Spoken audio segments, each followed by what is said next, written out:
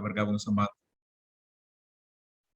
teman-teman dari Taman Mini dan dari Zenly. Terima kasih untuk undangannya untuk berbicara. Terima kasih Stefani sudah mengintip IG saya. Saya mau share kenapa saya olahraga sama teman-teman. Jadi waktu saya umur 39 tahun, di kantor saya ada tes usia body. Biasanya kalau di Chinese Mystery biasa ada yang pegang di depan itu kan. Nah, umur saya 39, tapi body saya umur 46 tahun. Jadi waktu saya balik rumah, saya cerita sama istri saya kondisi ini. Saya sebenarnya mau cerita sama dia, mau cerita lucu-lucu aja gitu, bahwa ada yang bahwa umur saya 39, body saya umur 46. Tapi tiba-tiba istri saya ngomong sangat serius sama saya. Dia bilang begini sama saya, kamu masih mau lihat cucu kamu atau tidak? Sejak itu saya bertobat dan saya berolahraga. Ya, senang sekali bisa bergabung dengan teman-teman. Nah, sore hari ini saya seperti tadi telah diperkenalkan, ini ketiga anak saya. Yang saya peluk adalah anak saya yang pertama, namanya Gorfrid. Kemudian yang dipeluk sama istri saya adalah anak kami yang kedua, namanya Jonafit. Dia mahasiswa kependetaan dari Northern Luzon Adventist College. Cuman karena memang kuliah di Filipina, tapi karena lagi COVID, jadi ada di Indonesia. Mudah-mudahan tahun depan bisa selesai kuliahnya. Kemudian di antara saya dan istri saya adalah anak kami yang bungsu, kelas 1 SMA. Kelas berapa tuh ya? Kelas 10 ya? Saya lupa juga, kelas 10. Waktu di foto ini belum komplit gara-gara COVID, jadi kami tidak bisa kumpul semuanya lengkap-lengkap. Jadi inilah foto anak saya dalam pernikahannya dengan istrinya. Itulah kurang lebih keluarga kami. Kami bersyukur kepada Tuhan untuk semua berkat-berkat yang Tuhan berikan kepada kami. Waduh, salah nih. Saya ingin kita, saya survei sedikit sebentar ya. Sebentar, saya share screen saya. Saya share screen saya. Oke, saya share screen. Oke. Kelihatan sama teman-teman semua? Bisa ke www.menti.com, lalu kodenya adalah 650-6501-5669. Boleh dibantu masuk kemudian dijawab. Kata yang terpikir di pikiran teman-teman ketika mendengar kata pelayanan.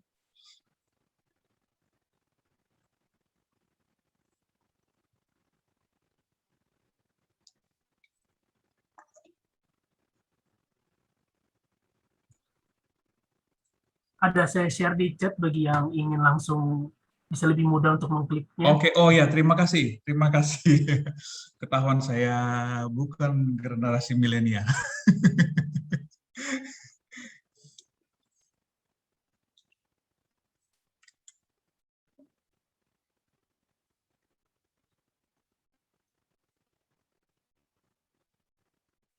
Oh, gereja penginjilan. Terima kasih. Sudah ada 2 kata. Gereja penginjilan. Ada lagi yang lain? Baru 1 orang nih yang isi. Ketika mendengar kata pelayanan, kegiatan, waktu, pengorbanan, self-sacrifice, keselamatan, Kristus. Wah, luar biasa. Kegiatan, berbagi, menolong, kasih, penginjilan. Berbagi masih paling besar ya. Oke, penginjilan ke tempat lain, pengorbanan, komitmen, bekerja untuk Tuhan, keselamatan, pengorbanan, berbagi. Itu yang paling banyak dari teman-teman. Berbagi, pengorbanan, gereja, komitmen. Sudah 14. Ada lagi yang lain? Oke. Jadi teman-teman, kalau kita lihat di sini, ketika teman-teman mendengar kata pelayanan, maka yang terpikir pertama kali kalau lihat hurufnya yang paling besar adalah berbagi. Jadi semua berpikir, pelayanan itu berbagi, lalu pelayanan itu pengorbanan, kemudian pelayanan itu adalah komitmen, dan pelayanan itu gereja. Oke, terima kasih teman-teman untuk sharing. Saya pengen saya share screen nih kayaknya. Saya save dulu. Ini ide yang senang sekali dengan komentar dari teman-teman. Oke. Selanjutnya, pertanyaan yang kedua.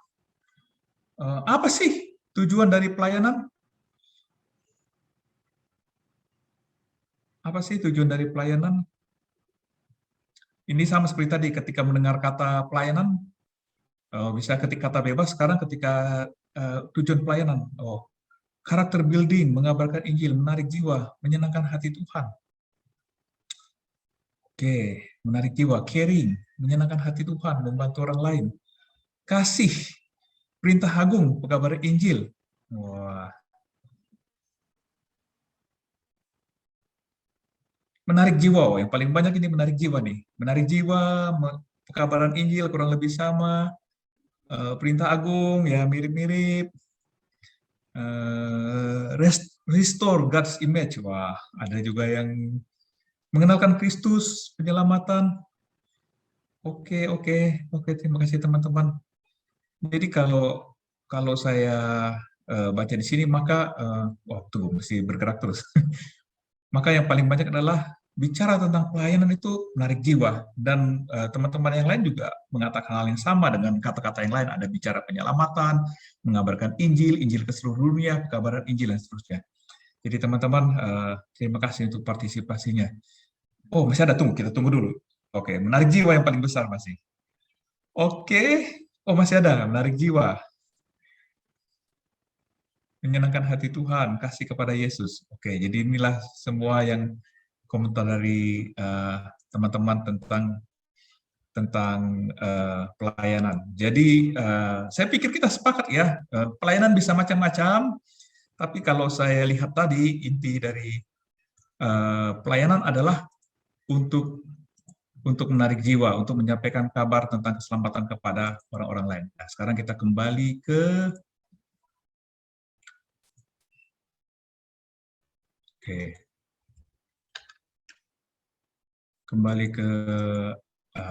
presentasi kita. Sorry.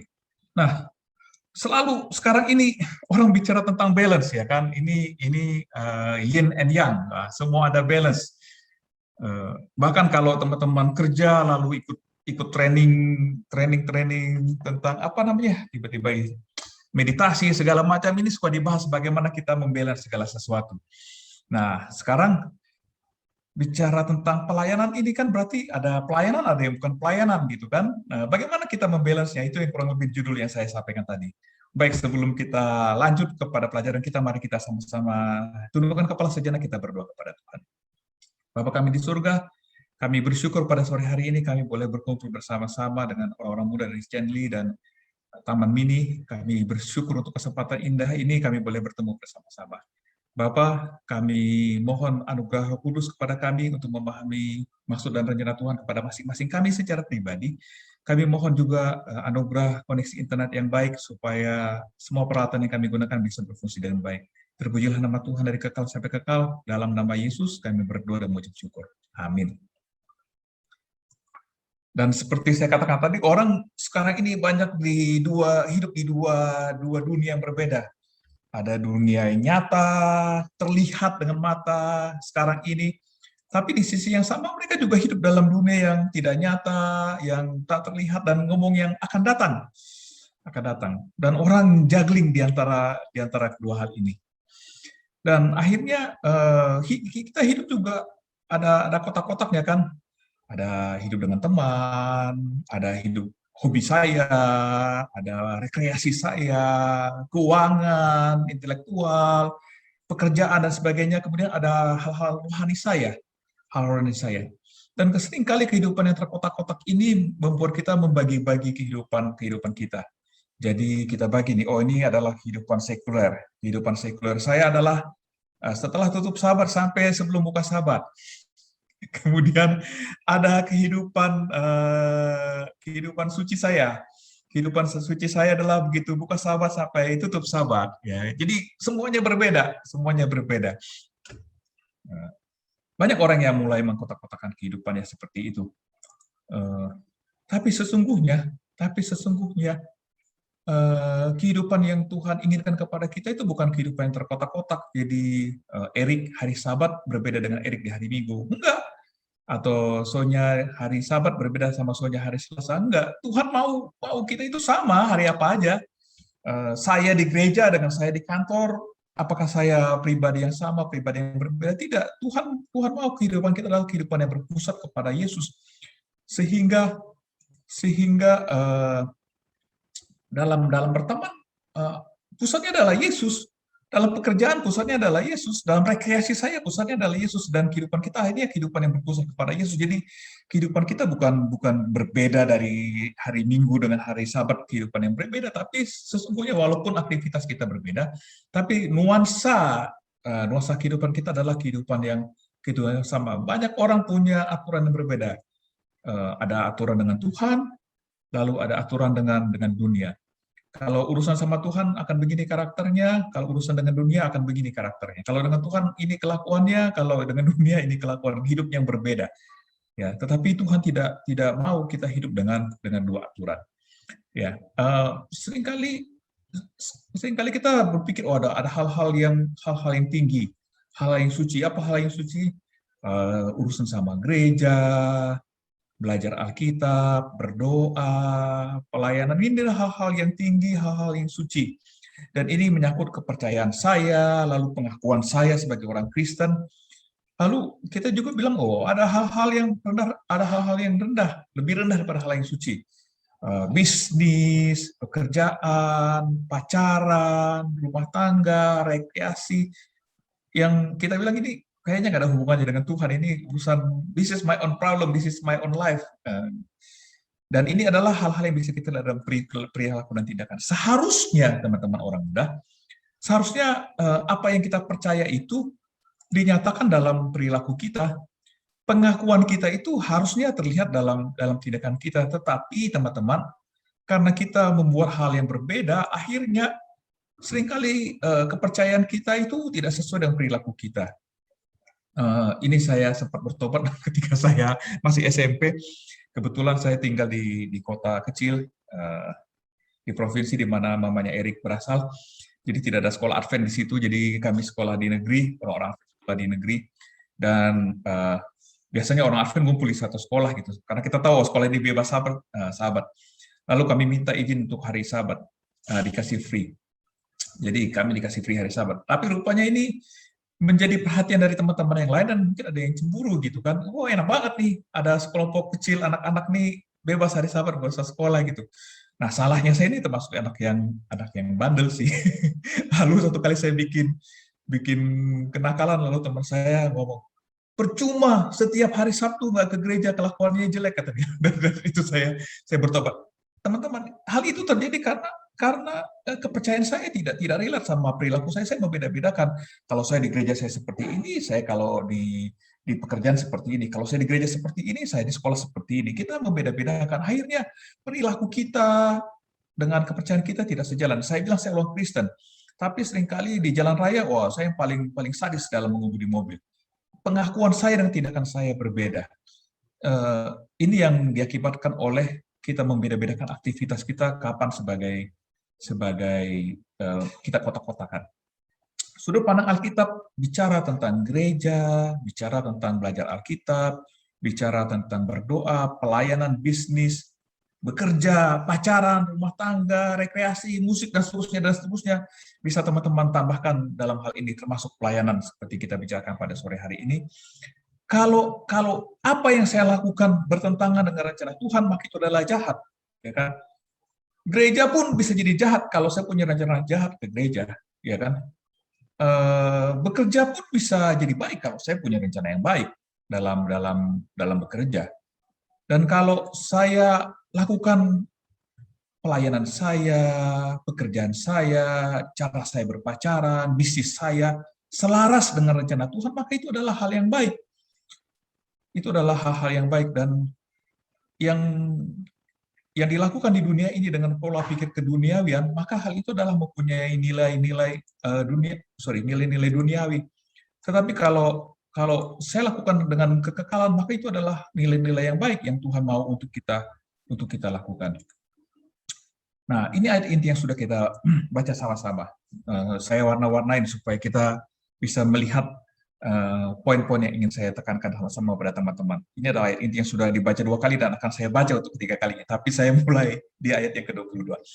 Hai hamba-hamba, taatilah Tuanmu yang di dunia ini dalam segala hal. Jadi, kalau kita pisah-pisahkan, ini hal duniawi, bukan? Hamba adalah pekerjaan, ya kan? Ini bukan urusan gereja. Ini Rasul Paulus katakan kepada jemaat di Kolose, hai hamba-hamba, taati Tuhanmu di dunia dalam segala hal. Jangan hanya di hadapan mereka saja untuk menyenangkan hati mereka. Perhatikan baik-baik apa yang Rasul Paulus katakan. Melainkan dengan tulus hati karena takut akan Tuhan. Jadi Paulus mulai katakan, dalam pekerjaan kalian sebagai hamba, dan ngomong-ngomong sebagai hamba itu bukan hal yang menyenangkan. Jadi Rasul Paulus langsung ekstrim di hamba, pekerjaan yang paling tidak menyenangkan, pekerjaan yang paling berat. Apa Paulus katakan? Sebagai hamba lakukan pekerjaan kalian seperti karena kalian takut akan Tuhan. Di ayat 23 katakan di extend sama Rasul Paulus. Apapun juga, ya jadi kalau bilang apapun juga itu termasuk semua, sekolah, pacaran, musik, hobi, rekreasi, kalau saya lari, ya kan berenang atau apa saja, apapun yang kita lakukan, ini yang kata Rasul Paulus katakan, apapun juga yang kamu perbuat, bagaimana? Perbuatlah dengan segenap hatimu seperti untuk Tuhan dan bukan untuk manusia. Jadi kepada teman-teman yang masih sekolah, kalau prinsip Kolose 3:23 diterapkan dalam kehidupan bersekolah, maka saya percaya harusnya semua anak-anak Advent, orang-orang Kristen, ini student grade A semua. Kenapa? Saya belajar untuk Tuhan, ya kan? Saya tidak akan malas-malasan. Kenapa? Semua saya lakukan untuk Tuhan, bukan untuk nilai, bukan untuk guru. Nah, kepada teman-teman yang sudah karyawan, nah, nggak ada tuh yang bilang ini kesalahan saya ketika saya pertama kali kerja. Waktu pertama kali kerja saya bilang, saya ini karyawan yang baik, terlambat. Saya hanya cukup terlambat 1 kali. Jadi saya terlambat datang ke kantor dan pulangnya on time. Harusnya kalau terlambat datang ke kantor kan pulangnya terlambat kan biar jam 8. Tapi saking bandelnya saya bilang, saya karyawan yang baik nih, cukup sekali melakukan kesalahan sama kantor, terlambat datang dan pulang on time gitu. Harusnya kan datang on time, pulang on time. Kenapa? Saya ke kantor bukan untuk gaji. Tapi saya ke kantor supaya nama Tuhan ditinggikan dan dimuliakan. Teman-teman, kalau teman-teman punya prinsip ini, apapun yang teman-teman lakukan, semuanya untuk kemuliaan Tuhan. Aduh, kita nggak perlu bahas banyak hal lagi. Dan semua kita akan menjadi karyawan teladan, menjadi bisnismen paling hebat, menjadi karyawan paling hebat. Kenapa? Motivasi saya lakukan segala sesuatu adalah untuk Tuhan. Dan ketika kita sungguh-sungguh lakukan apa-apa pekerjaan yang kita lakukan untuk Tuhan, saya percaya promosi adalah efek sampingan. Ya kan, banyak orang kejar-kejar promosi, tapi saya mau katakan bahwa promosi adalah efek sampingan. Siapa bos yang tidak kasih karyawannya promosi kalau ini karyawan paling rajin, paling produktif, paling efisien, paling efektif, paling kreatif, dan sebagainya. Bukankah itu yang kita lakukan kalau kita lakukan itu untuk Tuhan, ya kan? Jadi hal yang terbaik yang mau kita lakukan untuk Tuhan. Dan ini yang kalau teman-teman ikut renungan pagi kemarin, ini saya kutip dari renungan pagi kemarin, saya bersyukur sama Tuhan, saya dapatkan kutipan ini. Prinsip-prinsip agama yang benar. Ini yang dikatakan Daniel White dalam buku renungan pagi kita. Dalam pelajaran iman yang Kristus ajarkan di atas bukit, terungkap prinsip-prinsip agama yang benar. Agama membawa manusia ke dalam hubungan pribadi dengan Tuhan, tetapi tidak secara eksklusif, karena asas-asas surga harus dihidupkan agar dapat membantu dan memberkati umat manusia. Jadi Tuhan mau kita hidup untuk 2 hal, membantu dan menjadi berkat bagi sesama kita manusia. Seorang anak Allah yang sejati akan mengasihi dia dengan sepenuh hati, dan sesamanya seperti dirinya sendiri. Dia akan menaruh minat untuk kepentingan sesama manusia. Agama yang benar adalah hasil karunia yang bekerja dalam hati, yang menyebabkan kehidupan dijalankan dalam perbuatan baik, seperti air mancur yang dialiri dari sungai kehidupan. Kita lanjutkan bacaan ini. Agama tidak hanya terdiri dari meditasi dan doa. Cahaya Kristen terlihat dari perbuatan baik dan karena dikenali oleh orang lain. Agama tidak dipisahkan dari kehidupan bisnis. Agama harus meliputi dan menyucikan semua urusan dan usaha. Jika seseorang terhubung dengan Tuhan dan surga, Roh yang tinggal di surga akan mempengaruhi semua kata dan tindakannya. Dia akan memuliakan Tuhan dalam pekerjaannya dan akan menuntut orang lain untuk menghormati dia. Jadi teman-teman, kalau berdasarkan kutipan Nyonya White ini, Ya, tadi kita sudah sepakat bahwa tujuan pelayanan adalah membawa orang kepada Tuhan, memperkenalkan Tuhan kepada orang di sekitar kita. Di sini dikatakan kalau kita bawa agama itu ke dalam usaha kita, prinsip-prinsip kebenaran kita bawa dalam sekolah, prinsip-prinsip kebenaran kita bawa tempat usaha, pekerjaan, maka seharusnya nggak perlu pusing-pusing kita bikin KKR, bikin ya. It's not my intention to say kita nggak perlu KKR, bukan itu intensi saya, kita nggak perlu KKR. Tapi seringkali poin saya adalah bahwa seringkali kita langsung ke KKR-nya, lupa ada pekerjaan yang harus kita kerjakan supaya orang dibawa ke KKR. Kita langsung fokus ke KKR. Kalau hidup saya dikenal sebagai orang Kristen di kantor, orang Kristen yang baik di kantor, itu kan gampang kita bawa orang ke KKR. Itu akan mudah kita perkenalkan orang kepada Tuhan.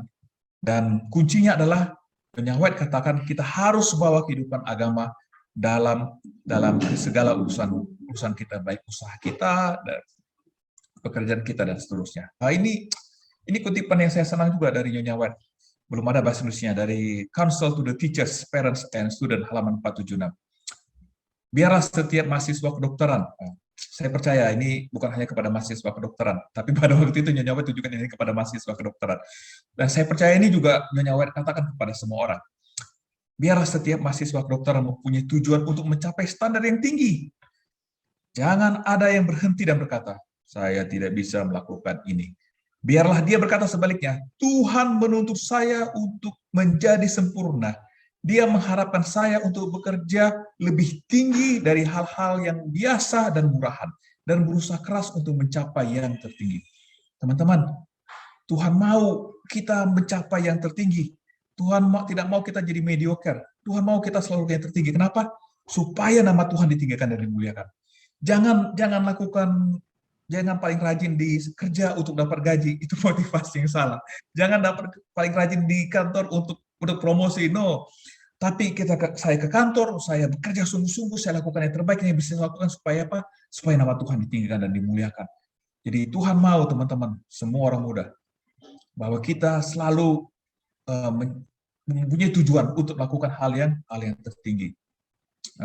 Segala hal adalah yang terbaik untuk kemuliaan bagi nama Tuhan.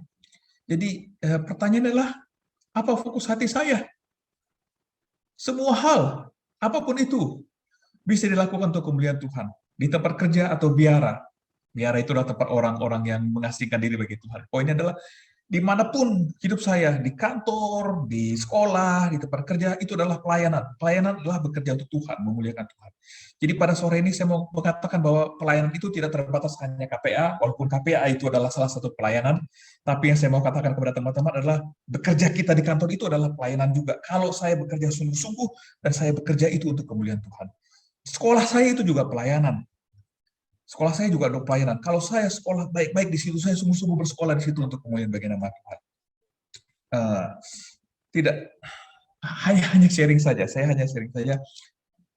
Anak saya kebetulan Tuhan kasih anak saya yang paling kecil itu kecerdasan yang lumayan lah. Lihat aja kacamatanya tebal. Tapi seringkali guru-guru di sekolahnya stres sama dia. Stresnya begini teman-teman. Ini ada anak pintar, lalu ada perlombaan sekolah, tapi nggak bisa dikirim. Kenapa? Biasanya perlombaannya hari Sabtu. Dan pasti jawabannya dari kami adalah tidak. Tidak.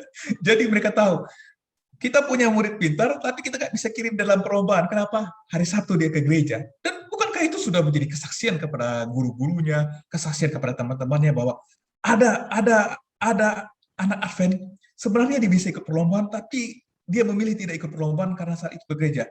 Tapi coba kebalikannya. Kalau anak saya paling bandel,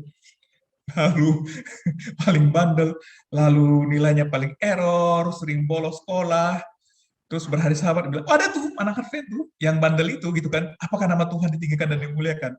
Terus saya jadi teringat teman-teman waktu saya melayani di Filipina. Jadi saya melayani satu pulau namanya Pulau Balut. Dan ketika saya melayani di pulau itu, saya diperkenalkan kepada kepala desa, kepala desa lah begitu. Dia orang Filipina, lalu istrinya orang Indonesia. Lalu diperkenalkan, ini misionaris dari gereja Advent. Terus dia bilang, oh, gereja Advent itu tuh, dia lalu ada bukit, itu ada orang Advent tuh. Paling senang berantem mereka. Waduh, saya bilang, gawat ini. Ya kan, gawat. Teman-teman, dimanapun kita, apapun yang kita lakukan yang terbaik lakukan yang the best that we can do. Bukan untuk keuntungan-keuntungan di dunia ini, tapi supaya nama Tuhan ditinggikan dan dimuliakan. Jadi teman-teman, karena saya punya aim bahwa saya mau memuliakan Tuhan, saya punya aim untuk melakukan yang terbaik bagi Tuhan, maka hal yang biasa-biasa itu akan saya rubah menjadi lebih baik.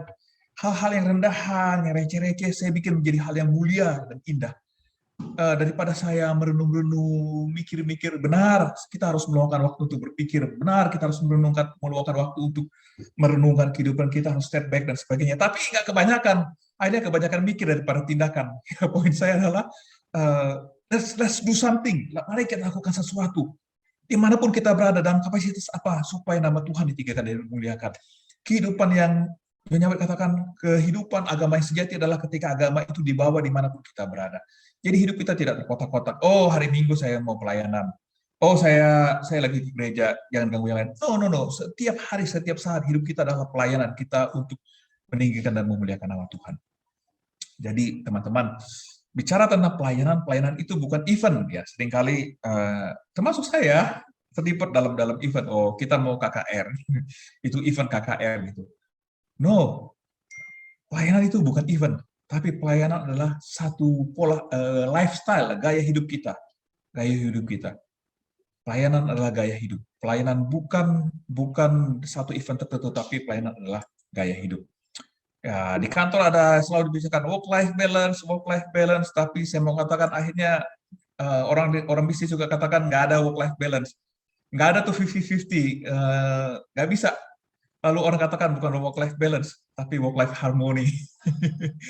Bagaimana kita membuat harmonis ada antara kehidupan dan pekerjaan. Dan dalam pelayanan juga hal yang sama. Bagaimana kita membuat harmonis, artinya kita bawa Tuhan dalam kehidupan kita. Kita menjadi wakil Tuhan dimanapun kita berada. Dimanapun kita berada, sehingga nama Tuhan ditinggikan dan dimuliakan. Nah, saya ingin pikiran kita dibawa ke satu contoh orang yang luar biasa. Tapi ketika saya ambil contoh ini, hampir selesai saya baru sadar, kenapa contoh saya bukan orang muda? Ya sudahlah, nggak apa-apa lah teman-teman. Ini orang yang dulunya masih muda, tapi ketika cerita ini dia sudah tua. Tapi nggak apa-apa. Mari kita lihat prinsip-prinsip apa yang terjadi dalam kehidupan Daniel. Perhatikan. Daniel 6, mulai 1. Darius orang Media menerima pemerintahan ketika ia berumur 62 tahun. Lalu berkenanlah Darius mengangkat 120 wakil-wakil raja atas kerajaannya. Mereka akan ditempatkan di seluruh kerajaan. Membawahi mereka diangkat pula 3 pejabat tinggi. Dan Daniel adalah salah satu dari ketiga orang itu. Kepada mereka lah para wakil raja harus memberikan pertanggungjawab supaya raja jangan dirugikan. Jadi teman-teman membayangkan ini adalah struktur. Jadi ada 120 orang wakil-wakil raja, mungkin seperti gubernur ya, ada 120 orang gubernur. Lalu untuk mengkoordinir para gubernur ini ada kayak Menko lah, mungkin kalau di kabinet kita diangkat 3 orang Menko yang mengkoordinasi para gubernur ini, mengatur para gubernur itu. Yang diangkat adalah Daniel dan 2 orang yang lain. Masalahnya adalah Daniel ini adalah orang jajahan, ya kan, orang jajahan. Jadi terganggu teman-teman, ini orang jajahan.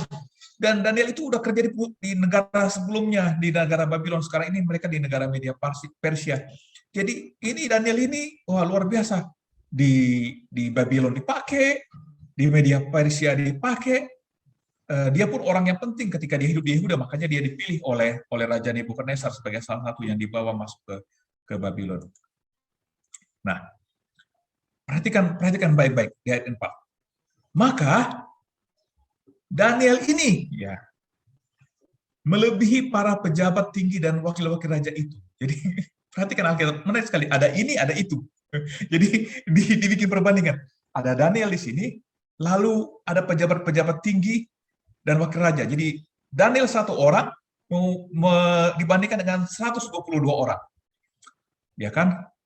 Karena ia mempunyai roh yang luar biasa, raja bermaksud menempatkan atas seluruh kerajaannya. Jadi di antara 3 orang tadi, ya di antara 3 orang tadi yang menjadi Menko itu, Daniel mau diangkat jadi kepala. Wah, luar biasa.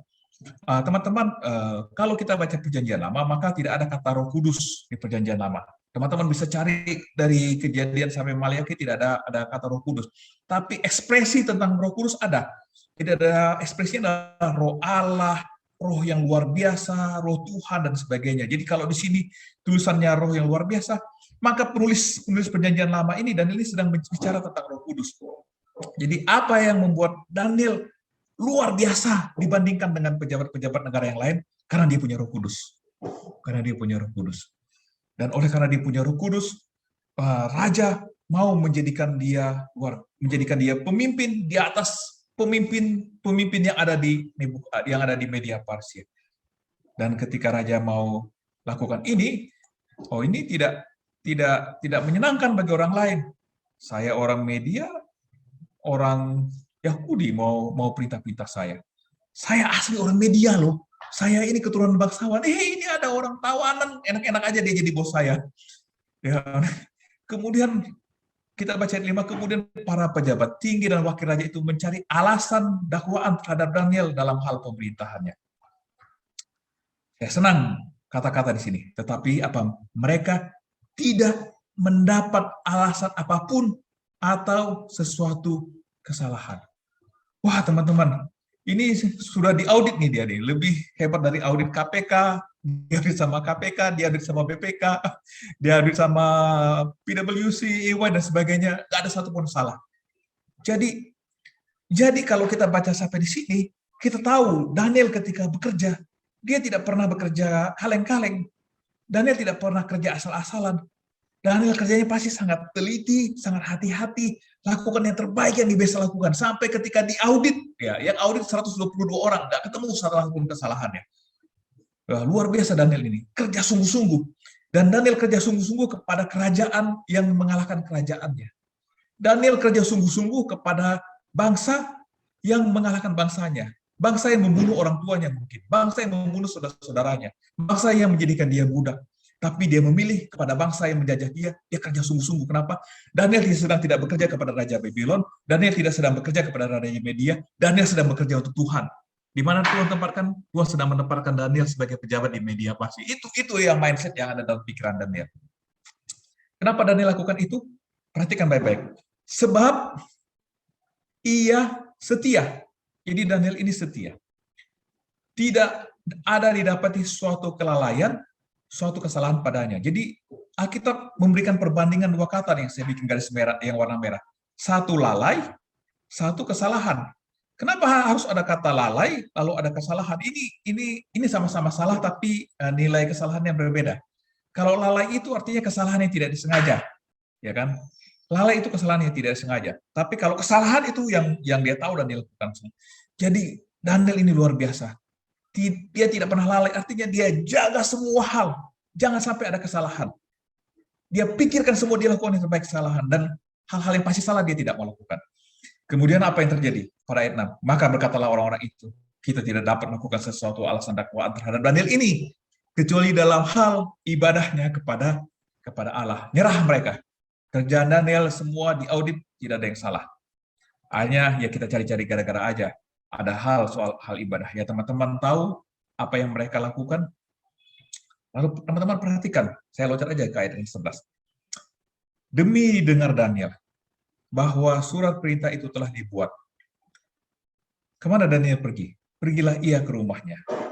Dalam kamar atasnya ada tingkap-tingkap yang terbuka ke arah Yerusalem. 3 kali sehari ia berlutut, berdoa, dan memuji Allahnya. Perhatikan kata-kata yang saya bikin warna ungu. Seperti yang biasa dilakukannya. Jadi orang-orang di kerajaan itu sudah tahu, Daniel ini nggak usah diomongin, Daniel sudah tahu nanti 3 kali sehari dia akan ada masuk ke loteng, lalu dia buka jendelanya menghadap ke Yerusalem berdoa. Pada saat itu mereka punya, mungkin supaya gampang, ada kiblat untuk berdoa. Ya, kiblatnya adalah Bait Suci ada di Yerusalem. Jadi orang-orang selalu berdoa ke arah Yerusalem. Kenapa mereka berdoa di Yerusalem? Di Yerusalem itu ada Bait Suci, lalu ada tabur perjanjian. Di tabur perjanjian itu ada Shekinah Glory, cahaya kemuliaan Tuhan, lambang kehadiran Tuhan. Jadi mereka berdoa kepada Yerusalem karena mereka tahu ada Tuhan di Yerusalem. Jadi Daniel kita sudah baca tadi, dia orang yang teliti, dia orang yang tekun, dia orang yang sungguh-sungguh bekerja dengan perfect. Tapi di sisi yang lain, Daniel tidak lupakan tugasnya sama Tuhan. 3 kali sehari ya berlutut, berdoa, dan memuji Tuhan. Dan Daniel ketika ada masalah, dia juga tidak masalah, dia tetap berlutut, berdoa, dan memuji Allahnya. Perhatikan teman-teman di sini. Kata yang kuning di bawah. Kalau saya jadi Daniel, maka dosa saya, Tuhan, saya udah mau mati nih Tuhan. Saya mau dibawa ke lubang singa. Tuhan, lepaskan saya Tuhan dari orang-orang ini. Tapi kalau kita baca ayat ini, tidak ada doa Daniel seperti itu. Justru doa Daniel apa? Memuji Allahnya, ya kan? Memuji Allahnya. Wah, luar biasa sekali Daniel. Daniel mempunyai iman yang luar biasa. Bagi dia mati, hidup, masuk lubang singa, nggak masuk lubang singa, jadi budak, jadi perdana menteri, jadi apapun, dia tidak peduli. Poin kehidupan Daniel adalah bagaimana hidup saya adalah pelayanan kepada Tuhan. Baik di pekerjaan, Daniel lakukan yang terbaik yang bisa lakukan, dan dalam hubungannya dengan Tuhan, dilakukan yang terbaik yang bisa lakukan. Pekerjaan dia sungguh-sungguh, dalam hubungannya dengan Tuhan juga dia sungguh-sungguh. Pekerjaannya tidak ada kesalahan, dalam hubungan sama Tuhan, dia lakukan ritualnya dengan baik. Apa ritualnya? Dia berdoa 3 kali sehari, dia berlutut berdoa dan memuliakan nama Tuhan. Dan kita tahu bagaimana cerita itu terjadi. Orang-orang datang sama raja. Perhatikan respon raja di ayat yang ke-15 ini. Setelah raja mendengar hal itu, maka sangat sedihlah ia, dan ia mencari jalan untuk melepaskan Daniel. Bahkan sampai matahari masuk, ia masih berusaha untuk menolongnya. Jadi ketika saya baca ini, kalau saya sama orang lain saya tidak kenal, lalu orang itu sakit, ya udah sakit, biarin aja gitu kan. Tapi kalau ada hubungan pribadi yang baik antara Daniel dan Raja Darius, saya percaya ini ada hubungan yang baik di antara mereka berdua gitu kan. Dari mana saya tahu ada hubungan yang baik antara Daniel sama Raja Darius? Ketika raja mendengar bahwa Daniel mau masuk lubang singa, yang ada di otak Raja Darius adalah Daniel akan mati dimakan singa. Dan Alkitab mencatat dengan jelas, sangat sedihlah raja itu. Bukan hanya sangat sedih raja itu. Dia pikir, dia cari-cari jalan, dia baca undang-undang negaranya, dia coba satu hal dan lain hal. Bagaimana caranya untuk menolong Daniel. Dia bikin lama-lama keputusan buang Daniel ke lubang singa. Dia tahan-tahan. Sampai akhirnya sudah materi terbenam. Dalam orang-orang datang, raja ini sudah materi terbenam. Ayo eksekusi perintah Daniel. Dia lakukan yang terbaik yang dia bisa lakukan. Sayangnya, dia tidak bisa lakukan. Tapi ketika membaca hal ini, maka saya dapati bahwa hubungan Daniel dalam pekerjaan dia baik, hubungan Daniel dengan Tuhan baik, lalu hubungan Daniel dengan sesama manusia juga baik. Apa buktinya? Raja Darius sangat sedih ketika dia tahu Daniel harus dilemparkan ke dalam lubang singa. Bahkan Raja Darius sedang mempertaruhkan reputasi dan posisinya. Dia lakukan apa saja yang dia bisa lakukan untuk menyelamatkan Daniel. Dan akhirnya kita tahu Daniel dimasukkan ke dalam lubang singa, tapi saya tidak mau cerita dalam Daniel lubang singa. Saya mau lihat respon daripada Raja Darius ketika Daniel dalam lubang singa. Jadi teman-teman kalau baca Alkitab kadang-kadang seru juga gitu kan. Ini kalau misalnya saya bikin sinetron, Daniel masuk lubang singa, pasti kameranya liatin Daniel. Oh, bagaimana Daniel diterkam sama singa, Daniel akan mati, kan kalau bikin film kan seperti itu. Tapi kalau kita baca Alkitab ini fokusnya lucu nih, Daniel masuk lubang singa, lalu fokusnya diubah dari Daniel yang lubang singa menderita, lalu fokusnya dialihkan kepada Raja Darius. Dan inilah yang kita baca di ayat 19. Lalu pergilah raja ke istananya dan berpuasalah ia semalam-malaman. Sampai berpuasa raja ini susah mikirin Daniel. Tidak menyuruh datang penghibur-penghibur dan tidak dapat tidur. Ayat 20 katakan, pagi-pagi sekali ketika fajar menyingsing, bangunlah raja, pergilah dengan buru-buru ke gua singa. Dan ketika ia sampai dekat gua itu, berserulah ia kepada Daniel. Bagaimana dia berseru dengan suara yang sayu. Raja itu datang ke gua singa, dia ngomong sama Daniel, tapi sudah hilang harapan. Kayaknya nggak dijawab. Ya, dia sudah ngomong dengan Daniel, suara yang sayu, lemas, udah puasa, nggak tidur, lalu hatinya hancur. Daniel ini sudah mati. Tapi dia coba juga. Daniel, hamba Allah yang hidup, Allahmu yang kau sembah dengan tekun, telah sanggupkah ia melepaskan engkau dari singa-singa itu? Dan ketika raja katakan itu, tiba-tiba ayat 22 dia dengar jawaban dari lubang singa. Jawaban yang dia harapkan, tapi jauh lubuk hatinya paling dalam dia tidak harapkan ada suara itu. Dan sekarang dia dengarkan jawaban itu. Ya Raja, kekalah hidupmu. Allahku telah mengutus malaikatnya untuk mengatup mulut singa-singa itu, sehingga mereka tidak mengapa-apakan aku. Karena ternyata aku tak bersalah di hadapannya, tetapi juga terhadap Tuanku ya Raja. Aku tidak melakukan melakukan kejahatan. Ayat 24. Lalu apa? Tadi kita baca sangat sedihlah hati Raja. Sekarang apa katanya? Sangat bersukacitalah Raja. Lalu ia memberi perintah supaya Daniel ditarik dari dalam gua itu. Maka ditariklah Daniel dari dalam gua itu. Dan tidak terdapat luka apa-apa padanya karena ia percaya kepada Allahnya. Kemudian ayat 26 katakan, Darius memberikan perintah kepada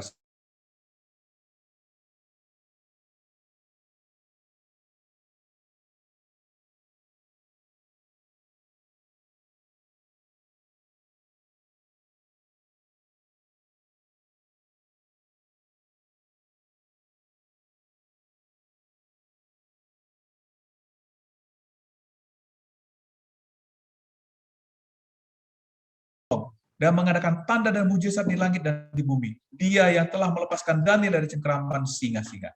Teman-teman, KPA Daniel berhasil. Pelayanan Daniel berhasil. Ya kan? Apa pelayanan Daniel?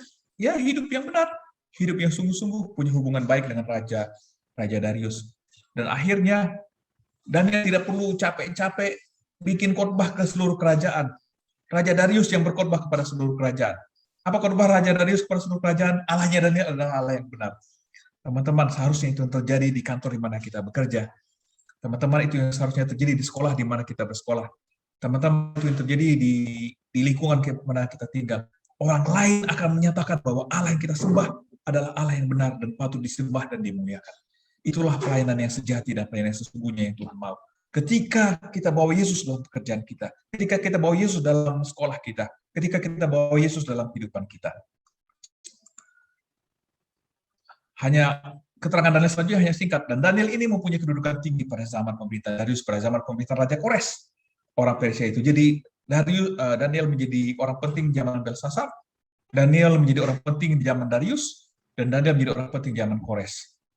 Diberkatilah orang-orang yang hidupnya didedikasikan untuk kemuliaan Tuhan. Diberkatilah orang yang membiarkan Roh Kudus ada dalam kehidupannya. Jadi teman-teman, pertanyaannya, Kristus itu komponen atau salah satu bagian atau pusat dari kehidupan saya? Jawabannya adalah Kristus harus sebagai yang hari dalam kehidupanku. Kristus sebagai yang menonjol dalam kehidupanku. Dan bukan hanya itu aja, Kristus harus yang utama dalam kehidupanku. Orang harus melihat Kristus dalam kehidupan kita. Dan ini yang saya mau sampaikan juga kepada teman-teman supaya jangan salah dimengerti. Ya, hidup dalam pelayanan tidak berarti setiap tindakan saya sama pentingnya. Maksud saya begini. Yang saya mau katakan adalah kalau kita katakan kalau bekerja saya pelayanan berarti saya tidak perlu KPA. Saya katakan tidak seperti itu. Saya ini mau luruskan, makanya saya tekankan bagian ini. Tetap ada waktu-waktu, ada tindakan yang berbeda dan tindakan itu berbeda. Ada pentingnya. Ya, sementara saya bekerja di kantor, saya melayani Tuhan di kantor, saya juga harus melayani Tuhan di KPA. Saya juga harus meluangkan waktu saya untuk KKR, saya juga meluangkan waktu saya belajar firman Tuhan, saya juga meluangkan waktu saya untuk berdoa, saya juga meluangkan waktu saya untuk menolong sesama manusia, saya juga meluangkan waktu saya untuk mission trip, saya meluangkan waktu saya untuk hal yang lain, saya meluangkan waktu saya untuk kerja. Yang saya mau katakan adalah ada satu saat di mana harus ada aktivitas yang harus kita lakukan. Walaupun ke kantor itu pelayanan, tapi kalau hari Sabat saya berhenti, ya kan? Pelayanan saya hari Sabat adalah di gereja, ya kan? Di gereja. Jadi yang saya mau katakan adalah setiap tindakan itu tidak sama pentingnya. Ada tindakan yang harus kita lakukan pada saat yang tertentu. Jadi jangan bilang karena sekolah ini pelayanan, jadi saya sekolah Sabat. No, that's not my intention, it's not my point.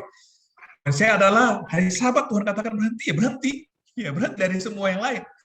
Berhenti dari semua yang lain. Kita spend waktu kita untuk Tuhan. Kita spend waktu kita untuk Tuhan. Jadi, walaupun bekerja adalah pelayanan, ke gereja adalah pelayanan, ada saat tertentu, waktu tertentu, prioritas tertentu yang harus kita lakukan. Yang harus kita lakukan. Ya, teman-teman ya. Kemudian, karena saya pelayanan, ya berarti saya bikin, saya sama bergunanya dengan orang. Tuhan kasih kita talenta yang berbeda-beda, teman-teman. Tuhan kasih talenta yang berbeda. Ya, sama seperti di choir. Kan nggak semua orang bisa nyanyi bass. Tapi kalau semuanya bass juga nggak sepuluh gitu kan, apa sih lagunya? Harus ada yang tenor, harus ada yang bass, ada yang apa sopran. Nah, itulah saya juga nggak terlalu pintar menyanyi. Ketika masing-masing dengan kelebihan dan berbedanya dikombin, maka choir itu menjadi indah, Semua punya peran masing-masing. Peran saya mungkin berbeda dengan peran lain, tapi poin yang penting adalah saya lakukan yang terbaik peran yang Tuhan percayakan kepada saya. Jadi yang saya mau sampaikan di sini adalah bahwa bicara tentang murni pelayanan, itu orang yang talentanya kurang dengan talenta banyak itu di mata Tuhan sama murninya. Tapi bicara tentang keefektifan berbeda, teman-teman. Kan kalau orang tidak pintar berkhotbah disuruh berkhotbah, orang akan prefer mendengarkan orang yang pintar berkhotbah. Itu bicara tentang efektifan. Tapi kalau nggak ada orang, lalu ada orang yang sangat sederhana lakukan yang terbaik yang bisa lakukan, itu juga jadi hal yang baik. Jadi saya ingat ada satu cerita, ada satu keluarga, seorang ibu, kebetulan dia tidak menikah dengan orang Advent, lalu dia punya anak perempuan satu-satunya, lalu berdoa ibu ini supaya suaminya bertobat. Dan sampai ibu ini meninggal dunia, suaminya tidak bertobat. Tetap mabuk, tetap sibuk saja suaminya dan hal-hal yang lain. Dan anaknya juga yang perempuan ini selalu berdoa. Jadi entah bagaimana satu kali hari Rabu malam, teman bapaknya ini tidak datang ke mana, tidak datang tepatnya untuk acara-acara mereka. Lalu bapaknya karena bosan sendirian dibilang anaknya, kamu mau ke gereja? Anaknya yang biasa Rabu malam ke gereja, iya saya mau ke gereja, saya ikut sama kamu. Anaknya berdoa, Tuhan, terima kasih Tuhan, akhirnya bapak saya mau ke gereja. Tapi Tuhan, kenapa hari Rabu, Tuhan? Kenapa nggak sabar pas pendeta khotbah supaya dia bertobat? Tapi hari Rabu yang biasanya gereja sepi gitu kan. Tapi anaknya bilang, oke, nggak apa-apa, kita ke gereja. Begitu sampai ke gereja, terlambat. Jadi mereka harus nunggu, dia akan buka gereja, lalu akhirnya mereka masuk, dan seperti banyak gereja-gereja yang lain, hari Rabu itu gerejanya sepi. Lalu mereka tunggu-tunggu, pendetanya nggak datang. Lalu akhirnya karena pendetanya nggak datang, kemudian diakon ambil inisiatif, oke, mari sama-sama kita buka Alkitab kita. Lalu diakon itu juga karena dia tidak pintar berkhotbah, lalu dia buka di Kejadian bilang ada berumur sekian memperanakan ini, lalu dia mati. Lalu ini memperanakan ini, lalu dia mati. Anak itu berdoa sama Tuhan, Tuhan, ini bapak saya, seumur hidup saya doakan supaya dia ke gereja. Mama saya sampai mati doakan bapak saya supaya ke gereja. Sekarang pas ke gereja, kenapa khotbahnya seperti ini? Dan ketika mereka pulang, bapaknya bilang, khotbahnya bagus ya. Anaknya itu bingung, khotbah yang mana Bapak? Kata dia, itu khotbah tadi. Oh, kita semua akan mati, jadi kita harus ingat sama Tuhan, dan bapaknya bertobat. Jadi poin saya teman-teman adalah bahwa masing-masing kita diberikan talenta kepada Tuhan. Diberikan talenta oleh Tuhan. Dan masing-masing talenta saya ini tidak sama gunanya satu sama lain. Tetapi yang saya mau katakan adalah setiap pelayanan saya, ketika saya lakukan itu sungguh-sungguh sama Tuhan, maka itu sama murninya, sama agungnya sama Tuhan. Saya tidak bicara tentang effectiveness, saya bicara tentang murninya. Apapun kita lakukan yang terbaik kita bisa lakukan sama Tuhan. Karena bukan apa yang saya lakukan, tetapi apa alasan saya lakukan tindakan itu. Dan setiap tindakan kita tahu ini adalah untuk pelayanan. Bukankah dalam 2 Petrus 9, kamu adalah bangsa yang kamu adalah bangsa yang rajani. Tuhan memanggil kita menjadi imam-imam. Tuhan memanggil kita menjadi pelayan-pelayan Dia dimanapun kita berada. Jadi kesimpulannya, teman-teman, tidak ada secara Alkitabiah, tidak ada dikotomi antara keduniawian dan spiritual. Tuhan mau kerohanian agama kita dibawa di mana kita bekerja. Secara Alkitabiah, selain dosa, selain hal-hal yang dosa yang Tuhan larang, apapun yang bisa kita lakukan selain dosa, kita bisa bawa untuk sebagai tindakan penyembahan, untuk pelayanan, untuk kemuliaan bagi nama Tuhan.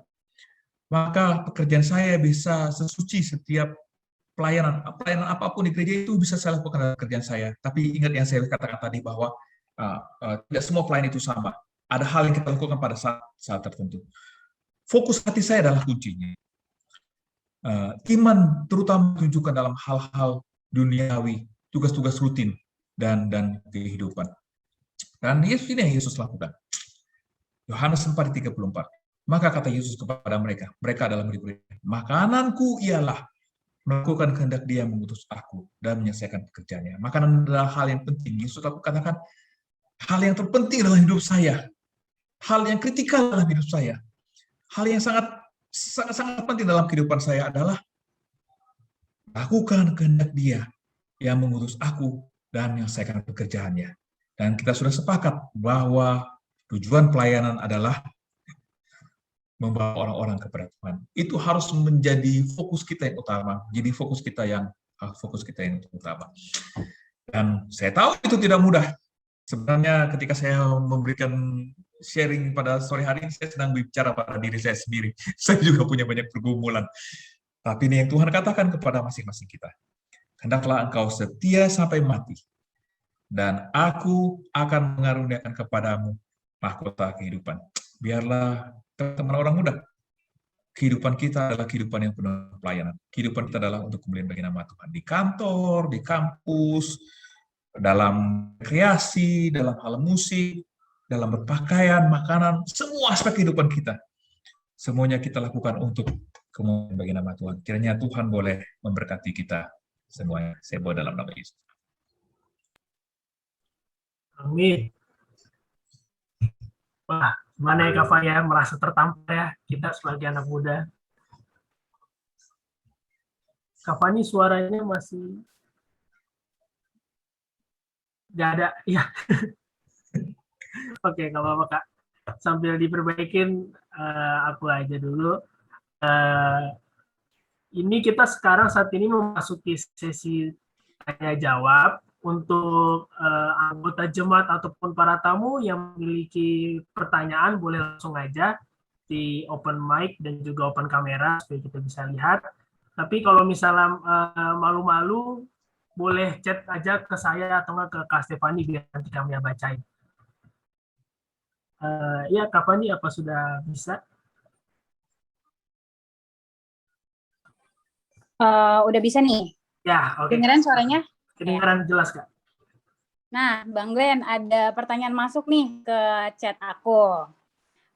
Pertanyaan pertama, seringkali anak muda banyak yang termotivasi pelayanan di gereja karena ada teman sebayanya atau ada teman dekatnya.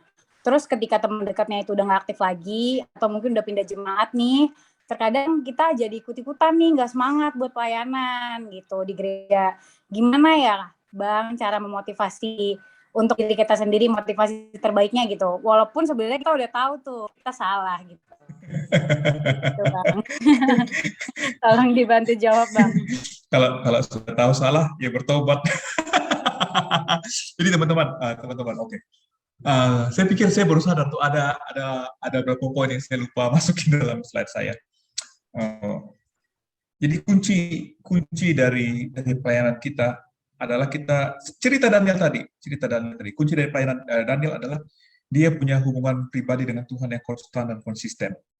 Ya, Daniel meluangkan waktunya untuk bicara sama Tuhan. Jadi teman-teman nggak perlu dijawab. Ini juga sebenarnya pertanyaan sama diri saya. Sehari berapa sih saya luangkan waktu untuk baca firman Tuhan? Sehari berapa sih saya luangkan waktu untuk berdoa? Ya, teman-teman seringkali berdoa itu kita pikir itu ngomong searah. No, kalau kita baca buku Kebahagiaan Sejati, ada satu section, satu chapter, satu bab judulnya berdoa. Berdoa itu adalah komunikasi dua arah kita sama Tuhan. Jadi misalnya kalau saya ketemu sama Stefani, lalu saya ngomong terus sama Stefani, bla bla bla bla. Begitu Stefani mau ngomong, thank you ya Stefani, saya mau pulang. Gimana rasanya Stefani? Bete, Bang. Kapan giliran gua mau ngomong gitu kan? Iya. Giliran gua ngomong, lu tuh ngomong dari tadi gitu kan? Kalau kita ngomong seperti itu, teman-teman, bukankah kadang-kadang kita seperti itu sama Tuhan? Tuhan, begini Tuhan, begini Tuhan, begini Tuhan, begini Tuhan, begini Tuhan. Kita ngomong sama Tuhan. Terus Tuhan mau ngomong sama kita bilang, udah ya Tuhan, dalam bahasa religius, amin. Amin artinya selesai. Jadi teman-teman, saya ini topik yang lain, tapi saya mau katakan, saya encourage teman-teman, ketika kita luangkan waktu, izinkan Tuhan berbicara kepada kita secara pribadi. Bagaimana Tuhan bicara secara pribadi? Tuhan bicara kepada saya secara pribadi dengan ayat yang saya baca. Tuhan bicara kepada saya secara pribadi dengan saya mendengarkan khotbah, saya datang ke gereja, saya katakan seperti ini. Dan saya mau katakan, Tuhan juga berbicara kepada kita secara pribadi melalui impresi dalam pikiran kita, melalui inspirasi kepada masing-masing kita. Jadi teman-teman, Tuhan mau bicara sama kita.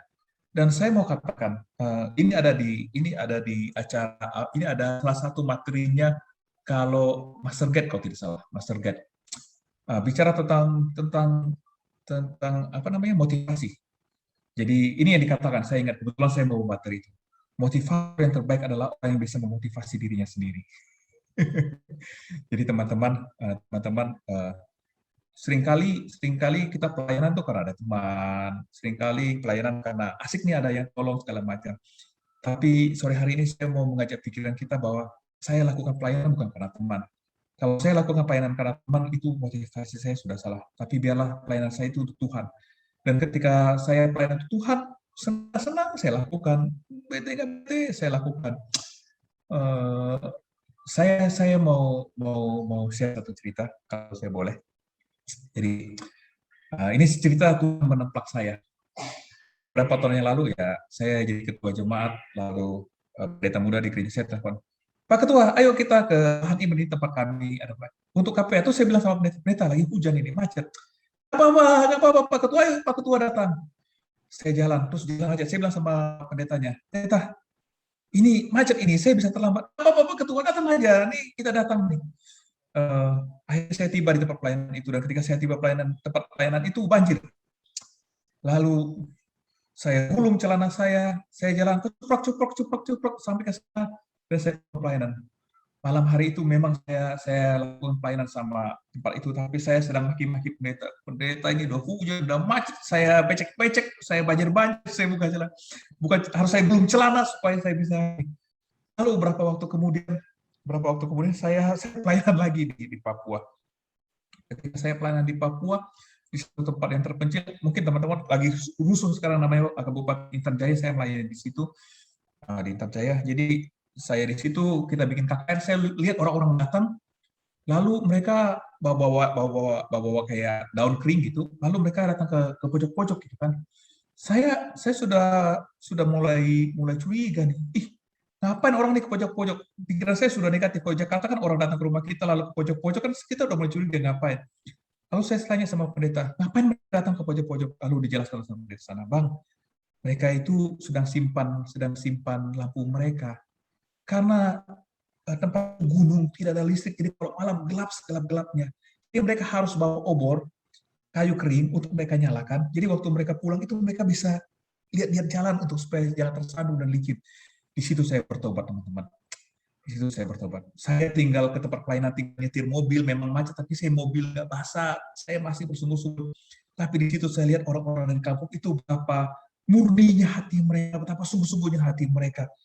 Mau datang ke KKR, jalan kaki, gelap, nggak ada apa-apa, becek. Jadi waktu pelayanan melawat, kami suka bercanda, becek dan licin, jadi kita hitung-hitungan siapa yang paling banyak jatuh. Jadi kita bisa bayangkan orang datang ke KKR bisa jatuh-jatuh, pulang ke KKR bisa jatuh-jatuh sakit-sakit. Tapi mereka mau lakukan itu. Jadi teman-teman, mari kita lakukan yang terbaik yang bisa kita lakukan untuk Tuhan. Ya, kadang saya harus katakan mengecewakan. Aduh, nggak ada orang, sepi, segala macam. Tapi biarlah kita lakukan. Kita katakan kepada diri saya lakukan ini untuk Tuhan. Kadang nggak ada orang, saya nggak perlu, yang penting saya lakukan itu Tuhan. Jadi mungkin itu yang bisa saya jawab kalau pertanyaan tadi. Mudah-mudahan bisa menjawab, dan mohon maaf kalau jawabannya kepanjangan. Makasih Bang Glenn. Bang Glenn, ini ada satu pertanyaan terakhir sebelum kita tutup dengan renungan.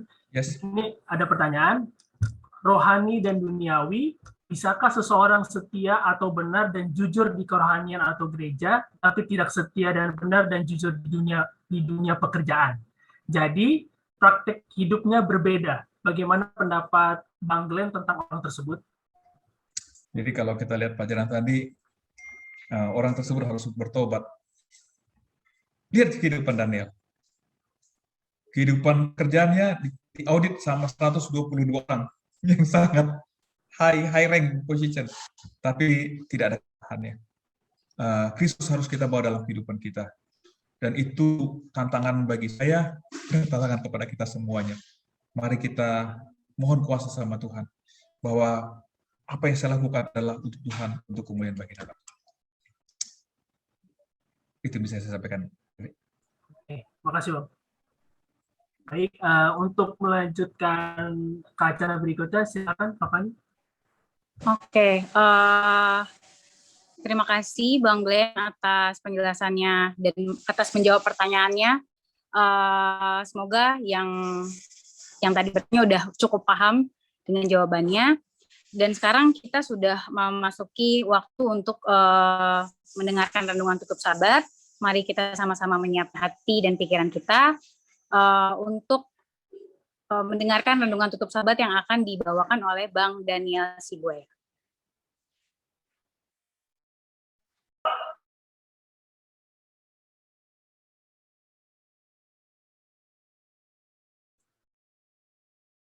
Sebentar, sepertinya ada masalah sedikit.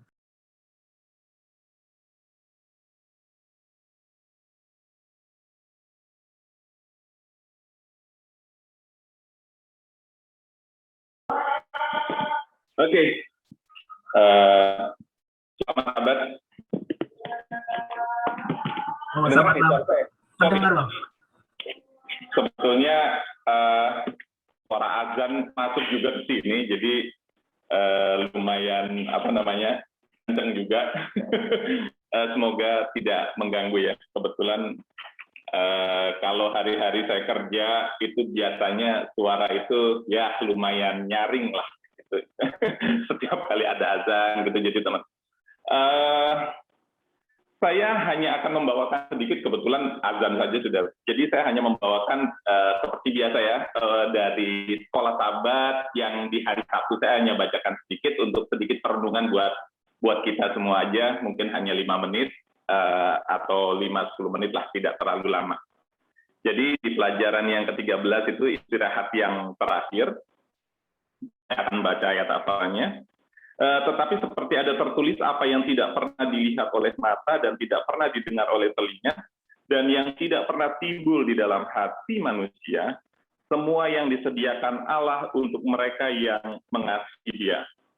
Ini terdapat dalam 1 Korintus 2 ayat yang ke-9. Pernahkah Anda merasa bahwa Anda berada di tengah-tengah pertempuran besar, semacam pergumulan antara yang baik dan yang jahat? Banyak orang, bahkan orang duniawi, telah merasakan kenyataan ini. Dan kita merasa seperti itu karena itu benar. Kita berada dalam pertempuran besar antara yang baik dan yang jahat. Antara Kristus yang baik dan iblis yang jahat. Hidup kemudian benar-benar dimainkan di 2 level. Pertentangan besar antara Kristus dan iblis sedang terjadi dalam skala global. Pada kenyataannya, bahkan tingkat kosmis, karena di surga adalah di mana itu pertama kali dimulai, Wahyu 12 ayat 7. Nah, dalam kebingungan berbagai peristiwa, kita dapat dengan mudah kehilangan gambaran besar akan rencana pelepasan Allah bagi dunia ini. Perang, kekeruhan politik, dan bencana alam dapat menahan kita dalam teror yang tak berpengharapan ini. Tetapi tuntunan nubuatan Allah dapat membantu kita mengingat gambaran besar tentang kemana kita akan pergi, bagaimana kita akan sampai di sana.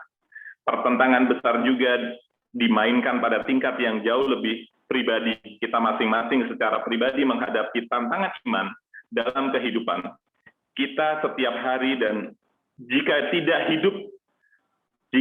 hidup hingga kedatangan Yesus yang kedua kali, kita juga akan menghadapi kematian. Pekan ini kita akan melihat bagaimana kita akan mendapat beristirahat dalam Yesus dalam menghadapi kegelisahan global, masa depan pribadi kita yang tidak diketahui. Setidaknya dalam jangka pendek, dalam jangka panjang memang tidak terlihat sungguh menjanjikan. Mungkin kita sedikit berbicara tentang pertentangan, ini hanya pembukaan daripada Hari Sabat, dan mungkin menyambung dengan Bang Glenn tadi yang sudah menyampaikan ya, bagaimana sebetulnya banyak hal yang kita lakukan di dunia ini, kita merasa banyak sekali pertentangan. Di saat kita ingin melayani, sepertinya kok pekerjaan kita itu menghalangi, sekolah kita itu seperti menghalangi, karena itu menghabiskan waktu-waktu kita gitu. Kadang-kadang kita berpikir, apakah saya harus meninggalkan pekerjaan saya untuk menjadi pelayan Tuhan yang sejati atau yang sepenuhnya melayani Tuhan. Tapi Bang Glenn tadi menjelaskan dengan bagus sekali bahwa dalam pekerjaan kita pun, dalam sekolah kita pun, dan dalam kegiatan-kegiatan yang mungkin kita anggap itu bukan pelayanan ya, tapi ternyata dalam setiap segi kehidupan, di saat kita hidup untuk Tuhan, kita melakukan pelayanan atau pekerjaan itu sungguh-sungguh seperti kita melakukan untuk Tuhan.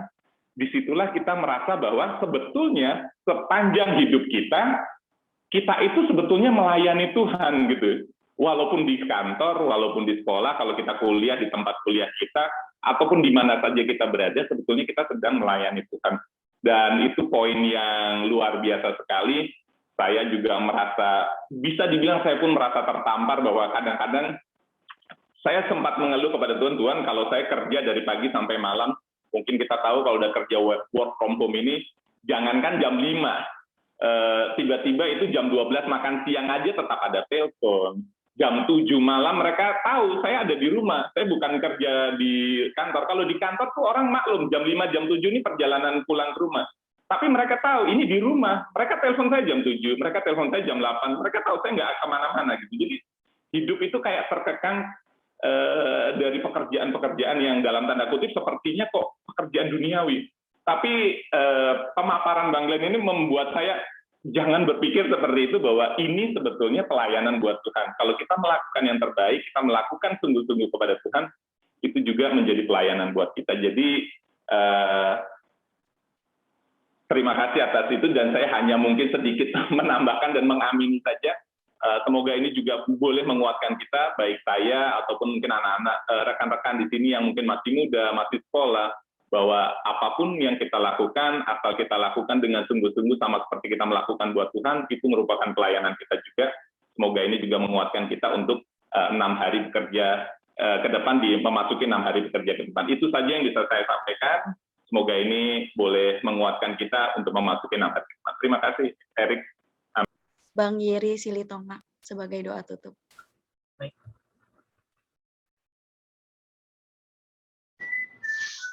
Mari kita bersatu dalam doa. Tuhan Bapa kami di surga, terima kasih Tuhan atas penyertaan-Mu, di mana anak-anak Tuhan sudah mendengarkan banyak pelajaran yang berguna dari Pak Glenn Sianipar, bagaimana mengajarkan kami, anak-anak muda, setia untuk melayani, dan kiranya pelayanan akan kami berikan di setiap langkah kami, itu hanya menyenangkan hati Tuhan saja. Dan firman Tuhan yang sudah kami dengarkan untuk penutupan Sabat ini, bisa menguatkan kami, supaya selama 6 hari bekerja kami hanya berserah pada Tuhan, dan nama Tuhan kami pujikan.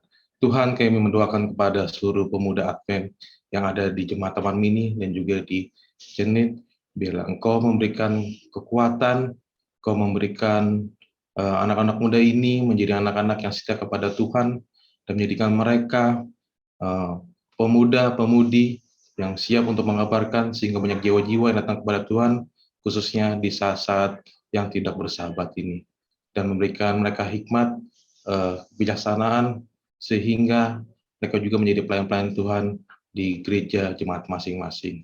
Tuhan sertai kami, dan Engkau juga memberikan kami kesehatan di masa pandemi ini, supaya dengan kesehatan yang kami miliki, apa yang kami lakukan dapat berjalan dengan baik, dan itu hanya sesuai dengan kehendak Tuhan saja. Terima kasih Tuhan atas kasih dan penyertaan. Apa dosa kami itu banyak Tuhan, di dalam nama Tuhan saya berdoa. Amin.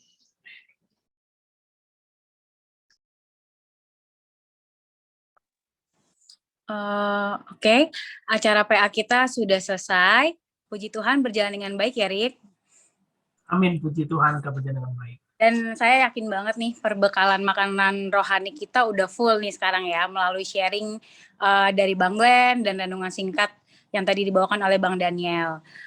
Bang Glenn, kami dari PA Jemaat Chenli dan Taman Mini ingin menyampaikan ucapan terima kasih kami atas pelayanan Abang yang akan diwakilkan oleh masing-masing ketua PA. Dimulai dari mana nih Bang Erik? Enaknya dari Bang Jackson dulu kayaknya, dari Ketua PA Chenli sebagai tuan rumah. Bang Jackson, silakan Bang Jackson. Sesama Syanipar mungkin ada hubungan, silakan. Baik, thank you Rick. Saya mewakili, seharusnya sih pendeta dulu, tapi kalau udah disebut, jadi saya mewakili Jemaat Chenli, mewakili Majelis Jemaat Chenli, dan juga staf PA, PA juga, pemuda Advent Chenli, mengucapkan banyak terima kasih pada Bang Glenn Syanipar. Udah sering kayaknya Bang Glenn ngambil bagian di Chenli, baik itu PA atau yang lain, tapi nggak bosan-bosan kami untuk mendengarkan Bang Glenn memberikan motivasi kepada kami, khususnya anak muda, biarlah ini menjadi gaya hidup ini dalam kehidupan kami, baik mungkin di pendidikan maupun di pekerjaan, kami bisa menjadi saksi dimanapun kami berada. Terima kasih juga kepada PA Taman Mini yang udah bergabung untuk PA Sahabat ini.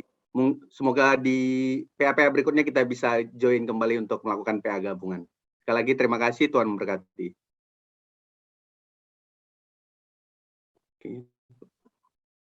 Oke. Baik, selamat minggu bekerja untuk kita semua. Terima kasih Bang Jackson sudah lebih dulu mengucapkan terima kasih. Nah, ini juga sebagai sertifikat bentuk ucapan terima kasih kami dari Jemaat Chenli dan juga dari PA Taman Mini, mengucapkan banyak terima kasih kepada Bang Glenn Syanipar atas pemaparan pada sore hari ini yang luar biasa relate dalam kehidupan orang muda saat ini. Pribadi juga kepada saya sangat relate sekali. Nah, kami mengucapkan terima kasih mewakili PA Taman Mini dan juga mewakili Jemaat Taman Mini, mengucapkan terima kasih juga atas kolaborasi yang sangat baik antara PA Chenli dan PA Taman Mini. Kiranya kita bisa berkolaborasi lagi di PA selanjutnya, baik offline, mungkin nanti bisa ada kesempatan, dan juga ini adalah pertama kali tapi udah sangat baik. Dan juga untuk Bang Glenn, ini juga pertama kali sebagai pembicara kami di PA Taman Mini dan sangat luar biasa. Mungkin nanti Bang di lain kesempatan boleh bersedia diundang pribadi dengan PA Taman Mini ya Bang untuk di acara PA selanjutnya. Ya, sekali lagi terima kasih untuk Bang Glenn dan juga PA Chenli. Kiranya di lain pertemuan kita dapat bertemu dan kiranya Tuhan memberkati Bang Glenn dalam setiap usaha dan kesehatan. Tuhan Yesus memberkati. Selamat minggu bekerja. Amin. Mungkin ada sedikit balasan dari Bang Glenn, kami persilakan Bang.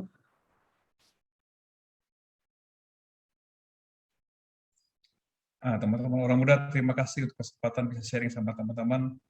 Selalu menyenangkan bisa terhubung dengan orang-orang muda, jadi saya tetap merasa muda. Kiranya Tuhan boleh memberkati kita semua, khususnya dalam saat-saat sulit seperti ini di pandemi, saya percaya Tuhan akan memberkati kita. Sekali lagi Tuhan berkati, tetap semangat dalam pelayanan. Amin. Terima kasih Bang Glenn. Kak Fani, ini ada sedikit pengumuman dulu sebelum kita lanjut ke foto-foto seperti biasa.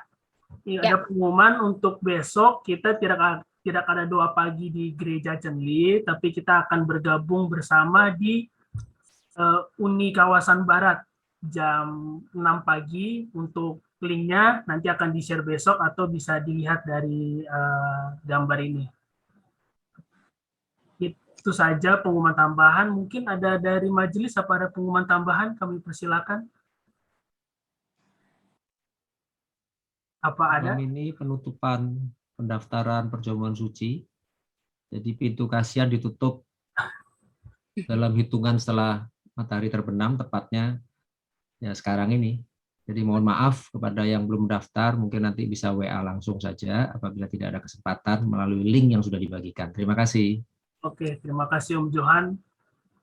Jika tidak ada lagi, mungkin dari Taman Mini apa ada pengumuman juga? Kami persilakan Taman Mini untuk Gereja Taman Mini.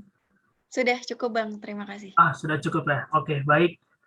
Seperti biasa, Kak Fani, sebelum kita tutup dan bubar, kita akan berfoto bersama dulu.